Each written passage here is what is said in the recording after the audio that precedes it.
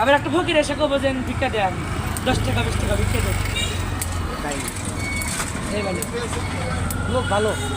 মানে দেখেন এই লোককে যে সেই কিন্তু মনে করবে যে সে একটা পাগল, ঠিক আছে? আসলে কিন্তু সে পাগল না, সে পাগল না। আসলে তার পোশাক আশাকে মানুষ মনে করবে যে পাগল, আসলে কিন্তু সে পাগল না।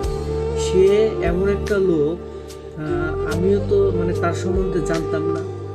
আমি তার সম্বন্ধে মানে জানার পরে আমি নিজেও আশ্চর্য হয়ে গেছি যে এখনো কি পৃথিবীতে এরকম মানুষ আছে। আসলে আমরা মানুষকে যখন যাচাই করি তখন পোশাক আশাকের মাধ্যমে মানুষকে যাচাই করি। আসলে পোশাক আশাককে কিন্তু মানুষের আসল চরিত্র না। একটা দেখেন প্রকৃত একটা ভালো মানুষ, সে কিন্তু নিজে যে অবস্থায় দেখেন তাকে যদি আপনারা দেখতে থাকেন, সে নিজে একজন মানে পাগল আর কি, পাগলের মতো হয়ে থাকে, সে একজন মানে ফকিরের মতো হয়ে থাকে। তারপরেও কিন্তু সে নিজে মানে এতটা গরিব, তারপরেও তার কাছে মানে অন্য অন্য যারা সাহায্য তুলে বা আমরা যাকে বলি যারা ভিক্ষা করে, তার কাছে এসে কিন্তু সবাই ভিক্ষা নেয়। মানে সে কিন্তু মানুষকে আর কি টাকা দান করে আর কি। আমি যখন তার মানে ওখানে যাই তখন দেখি সে নিজে মানে আরেকজনকে দান করতেছে। মানে তাকে দেখে যে মনে হয় যে সে এতটা গরিব, কিন্তু গরিব হয়েও সে দেখে আবার আরেকজনকে দান করতেছে। তো ভাই মানে আমি তো এটা দেখে আশ্চর্য হয়ে গেলাম। পরে জিজ্ঞাসা করলাম যে কাকা আপনি কেমন আছেন বা আপনার বাসা কোথায়? তখন সে আমাকে বলল। আসসালামু আলাইকুম, ভালো আছেন?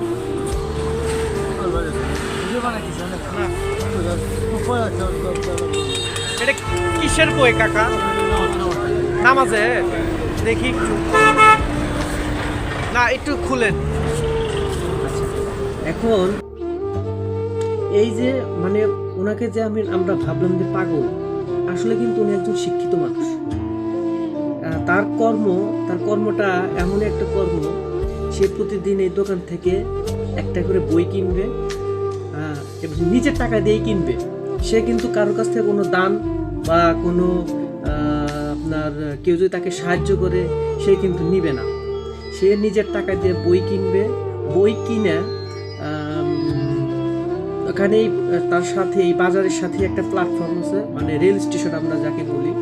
এই স্টেশনে সে ছোট ছোট বাচ্চাদেরকে নিয়ে ওই বইটা পড়াবে এবং পড়া হয়ে গেলে ওই বইটা যে কোনো এক পথচারীকে বা যে কোনো একটা লোককে দিয়ে দিবে, যে বলবে যে এটা আপনি পড়েন। দেখেন মানুষকে কিন্তু মানে দেখে মানে তাকে কিন্তু দেখে মনে হয় না সে একজন শিক্ষিত, কিন্তু তারপরেও দেখেন মানে আমি তো নিজেও আশ্চর্য হয়ে গেছি যে একজন মানে পাগল মানুষ কিভাবে অন্য আরেকজনকে সাহায্য করতেছে।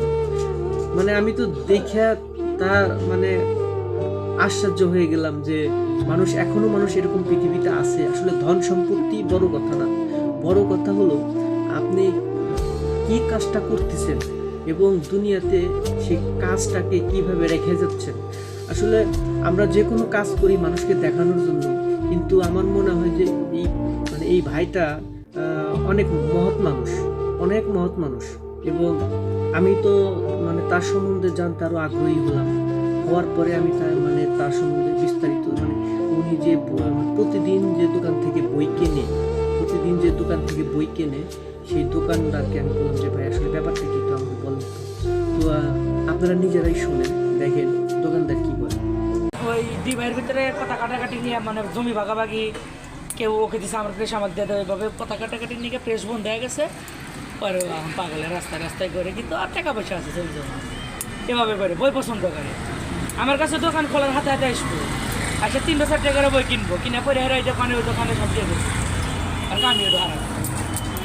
আবার একটা ফকির এসে কব যে ভিক্ষা দেন 10 টাকা 20 টাকা ভিক্ষা দেন তাই এই বলে লোক ভালো।